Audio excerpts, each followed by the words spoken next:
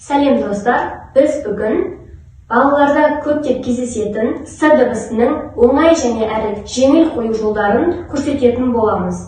Ең алдымен с дыбысын қою үшін с дыбысының артикуляциялық қалпын үйретуіміз қажет. Ол қалай? Ең алдымен балаға оның жымиюын сұраймыз, яғни жымию жаттығуы. Тісімізді бір қалыпта, яғни үстіге емес, астыға емес, кетіп қалмау керек. Осы қалыпта балаға үйретеміз.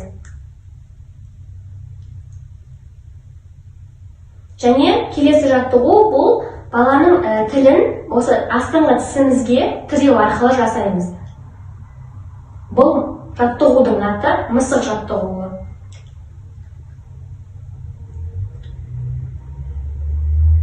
Яғни осы екі жаттығуды бірлестіріп, біз с дыбысын шығарамыз. Балаға жыланның дыбысын салуын сұраймыз.